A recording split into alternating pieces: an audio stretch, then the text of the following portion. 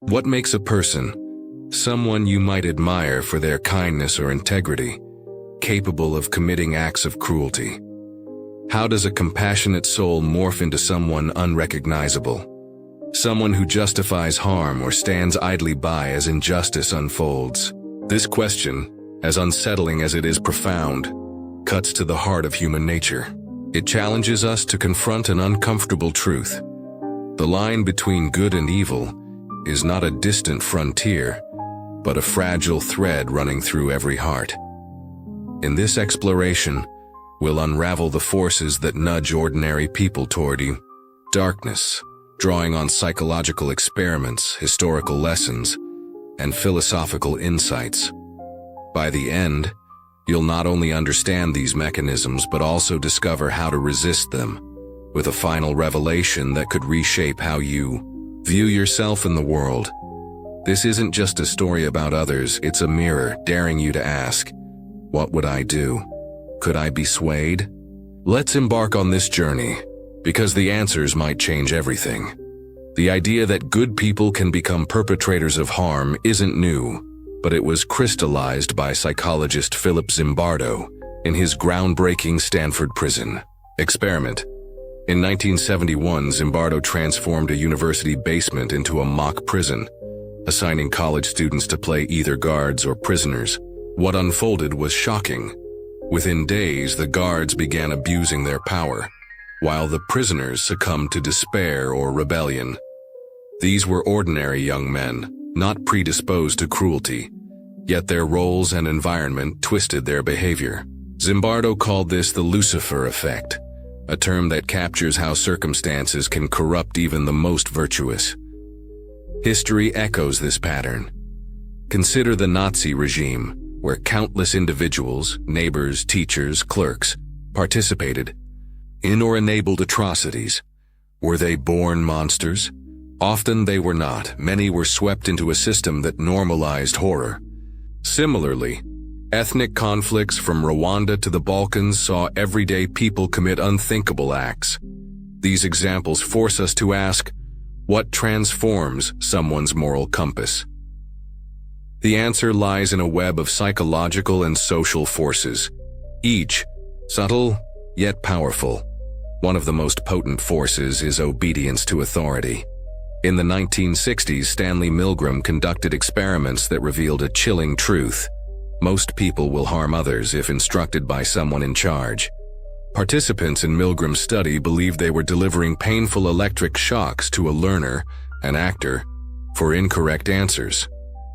Despite hearing screams, 65% of participants continued to the highest voltage, simply because an authority figure told them to. They weren't sadists, they were following orders. Reflect on your own life. How often do you comply with a boss, a rule, or a cultural norm without questioning it? What if a leader asked you to act against your values, framing it as necessary, or for the greater good? Milgram's findings suggest that obedience can override our moral instincts, especially when we trust the authority or fear consequences. This dynamic thrives in workplaces, governments, and even families, where loyalty can blur ethical lines. Another force is dehumanization, the process of stripping others of their humanity. When we label people as enemies, outsiders, or lesser, it becomes easier to justify harm. Throughout history, propaganda has weaponized this tactic, from wartime posters depicting opponents as animals to modern rhetoric that reduces entire groups to stereotypes. Dehumanization creates a psychological distance, making cruelty feel less personal. Think about today's world. Social media amplifies divisions, turning complex individuals into caricatures.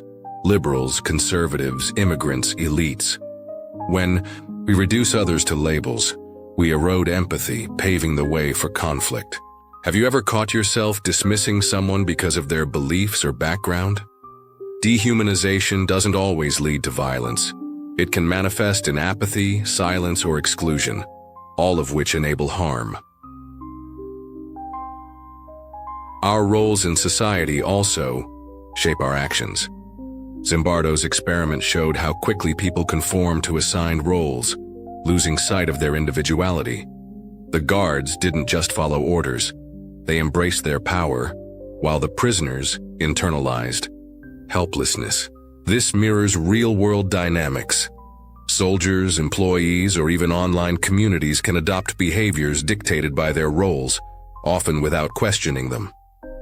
Group dynamics amplify this. In groups, we seek acceptance, which can lead to conformity, or silence in the face of wrongdoing.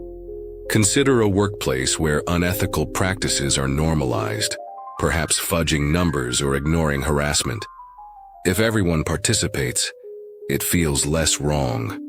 This raises a question: how much of your identity is shaped by the groups you belong to? Are you free to act on your values, or are you unconsciously playing a part? Perhaps the most insidious mechanism is moral disengagement, a term coined by psychologist Albert Bandura. This is how we rationalize harmful actions to avoid guilt. Common rationalizations include, everyone's doing it, I'm just following orders, or the ends justify the means. These mental gymnastics create a disconnect between our actions and our values. Moral disengagement is everywhere. A student cheats thinking it's a one-time necessity. A manager cuts corners, believing it's for the company's survival. Over time, small compromises accumulate, desensitizing us to larger ethical breaches. Pause and reflect. Have you ever justified something you knew was wrong because it felt easier or safer? What was the cost, not just to others, but to your sense of self? Here's a sobering question. Are some people immune to these forces? The answer, backed by decades of research, is no. While traits like empathy, self-awareness, and moral conviction can help, no one is entirely safe. The human psyche is dual-natured, capable of profound kindness and shocking cruelty. Swiss psychiatrist Carl Jung called this duality the shadow, the hidden, darker aspects of ourselves we prefer to ignore. Have you ever felt a flash of rage or envy that surprised you? Or acted impulsively, only to regret it? These are glimpses of the shadow. Unacknowledged, it can grow, especially under pressure from authority, dehumanization, or group norms. Yet this duality offers hope. If we're all vulnerable, we're also all capable of choosing differently. Awareness of these forces is the first step, but it's not enough. To resist the pull toward darkness, we need actionable strategies, starting with moral courage, the willingness to act on our values despite fear or opposition. Moral courage drove Rosa Parks to defy segregation, sparking a movement. It compels whistleblowers to expose corruption, often at personal cost. These acts aren't fearless, they're courageous, because they overcome fear. How do we cultivate moral courage? First, clarify your core values: honesty, compassion, justice. Reflect on past dilemmas. Did you uphold these values or did you compromise? Second, practice mental rehearsal. Imagine facing an ethical challenge like witnessing workplace bullying or being asked to lie. How would you respond? Visualizing. These scenarios strengthens your resolve. Third, build a support network. Surround yourself with people who share your values, offering accountability and encouragement. Our environments shape us, often subtly.